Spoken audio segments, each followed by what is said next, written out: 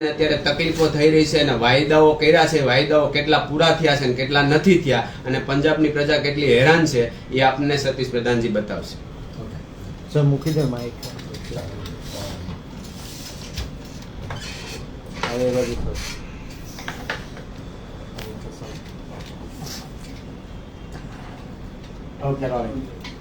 जी सतीश जी बताइए, आप पंजाब से गुजरात आए हो, क्या मैसेज लेके आए हो? सभी पत्रकार बंधुओं को मेरी जय श्री राम. धन्यवाद देना चाहूँगा जो मेरी बात रखने के लिए यहाँ पहुँचे. तो मैं एक हिंदुत्व सम्मेलन में यहाँ सूरत में कल पहुँचा था. तो मैं जाते जाते यहाँ के लोगों को, जो गुजरात के वासी हैं, संदेश देना चाहूँगा. वो इसलिए कि पंजाब में 6 महीने पहले आम आदमी पार्टी की सरकार बनी है. तो मैं ये चाहता हूँ गुजरात के लोग आम आदमी पार्टी के झूठे झांसों में आकर बर्बाद ना हो. मैं यही कहना चाहूँगा. पंजाब के अंदर कोई भी वादा इन्होंने पूरा नहीं किया. 6 महीने हो चुके हैं. पंजाब के अंदर अराजकता का माहौल है. हर फ्रंट पे इनकी सरकार फेल है. पंजाब के अंदर इतना गुंडागर्दी का माहौल है, इतना गैंगस्टर वार जो है पंजाब में बढ़ गया है. आपने देखा होगा सिद्धू मूसेवाले को शरेआम गोलियों से भून दिया गया. और वो, मैं ये कहना चाहूँगा, वो सरकार की नालायकी के कारण उसकी हत्या हुई है. सरकार ने 2 दिन पहले उसके जो सिक्योरिटी थी वापस करके मीडिया को बता दिया. तो वो पहले ही थ्रेट थी उसको. तो मैं तो यही कहूँगा उसकी जिम्मेवार भी सरकार है. तो दूसरी बात, जो वहाँ के चाहे कोई हिंदू है चाहे सिख है,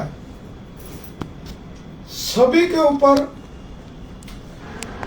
इतनी बंदिशें और सभी लोग इस सरकार के जुल्म का शिकार है. पिछले दिने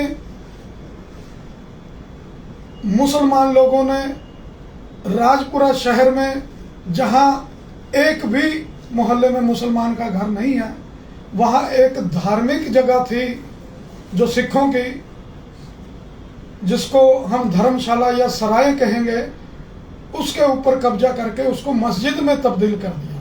जब मैंने उसका विरोध किया तो मेरे ऊपर 153 का पर्चा दर्ज करके जेल भेज दिया. यही बात खत्म नहीं हुई. राजपुरा में हिंदू सिखों ने 150 लोगों ने साइन करके एक छोटी सी जगह पड़ी थी, जैसे पुराने जमाने में पानी निकालने के लिए कुआं हुआ करता था, वो बंद था कुआं. तो उसके ऊपर मंदिर की स्थापना कर दी, शिवलिंग की स्थापना कर दी. तो किसी का लेना देना नहीं था, किसी ने शिकायत नहीं की. पर वहाँ की आम आदमी पार्टी के सरकार के कहने पर पुलिस ने जाकर शरेआम उस शिवलिंग को उठा करके ले गए. तो हमें 2 दिन थाने में बंद रखा, बिठा के रखा, कहीं ये बोलेंगे तो यहाँ कोई लोग ना भड़क जाएं. और दूसरी बात, जो वहाँ के पत्रकार हैं, पत्रकारों का बोलना भी सच दिखाने भी बैन है. किसी पत्रकार की वहाँ पर कोई ताकत नहीं है जो सच बात बता दे. पिछले दिन ही मैंने देखा, जो उसका पैतृक गांव है सीएम का, भगवंत मान का, संगरूर, वहाँ से सबसे ज़्यादा गो तस्करी हो रही है. 1 महीने में 2-3 गाड़ियाँ हमने वहाँ उसके जिले से लोड होकर के तस्करी के लिए जा रही थी, वो हमने पकड़ी. अभी 15-20 दिन पहले उसी के एरिया से 10 गायों के सिर मिले. तो हम वहाँ पर पहुँचे, हमने प्रेस कॉन्फ्रेंस रखी, सभी प्रेस बंधु आए, पर उन्होंने किसी ने खबर नहीं लगाई. तो मैंने पूछा क्या बात भाई? करे हमें पुलिस ने मना कर दिया था, कोई खबर नहीं लगाएगा. तो पंजाब के अंदर ऐसा माहौल पैदा किया जा रहा है तो लोग 6 महीने के अंदर इतने तंग हो गए।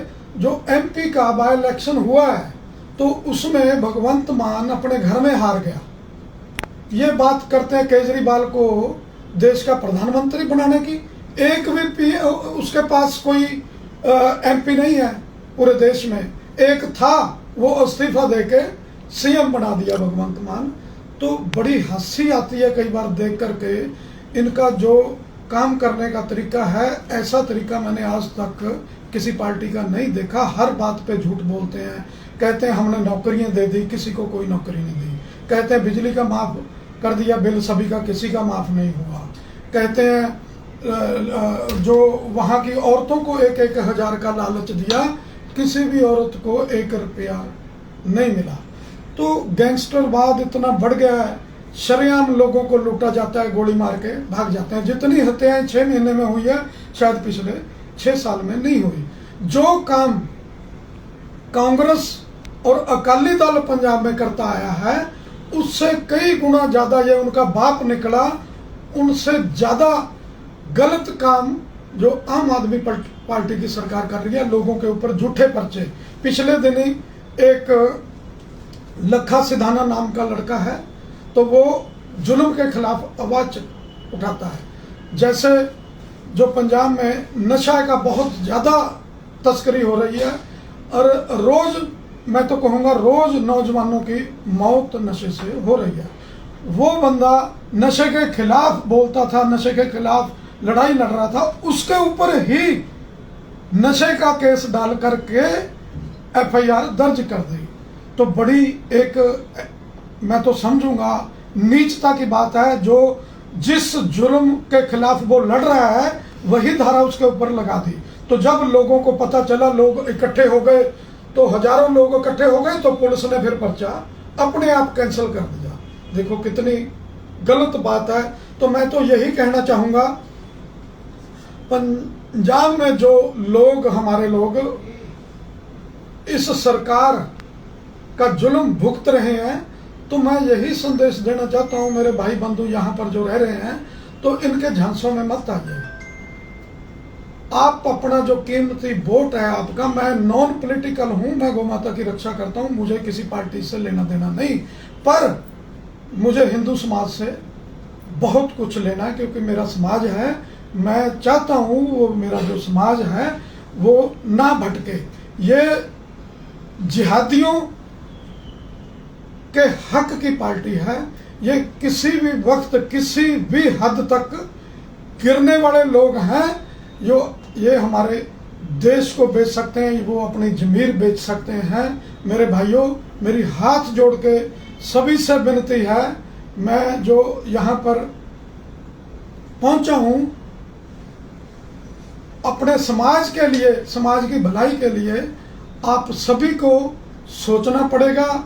नहीं जो पंजाब भुगत रहा है, दिल्ली भुगत रही है, तो ऐसा न हो आपको भी बाद में पछताना पड़े।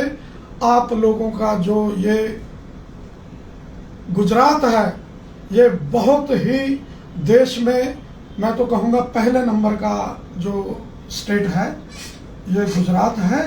तो अगर ऐसे लोगों का राज आ गया तो आप लोग पछताओगे, तो आपकी जो स्टेट है सबसे नीचे चली जाएगी। तो इतना कुछ कहते हुए मैं सभी को एक बार फिर प्रार्थना करूंगा, आप कोई भी फैसला ले सोच समझ के ले। इनके झूठे वादे और झूठे झांसों में बिल्कुल ना आए। जय गौ माता, जय श्री राम। ठीक।